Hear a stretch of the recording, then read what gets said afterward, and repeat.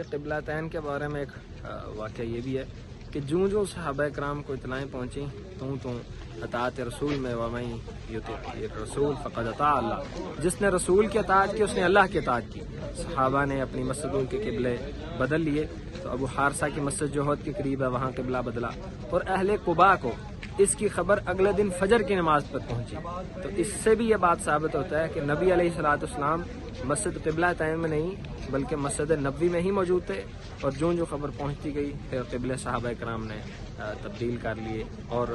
حرام کی خواتین نماز جہاں مل کے پڑھتی تھی وہاں بھی قبلہ اسی طرح تبدیل کیا گیا۔ ماشاءاللہ یہ اطاعت رسول کا عمدہ پیغام ہے۔ اور تصور کریں کہ شمال اور جنوب کا فرق ہے، یعنی امام اس قدر نماز میں اس نے بدلا کہ پہلی صف آخری بدل ہو گئی، اور صحابہ نے اللہ کے نبی علیہ الصلوۃ والسلام کا حکم جب سنا تو من و عن اس کو قبول کیا۔ تو ان مقامات کا حقیقی مقصد یہ بھی ہے کہ اطاعت رسول کا جذبہ پیدا کیا جائے۔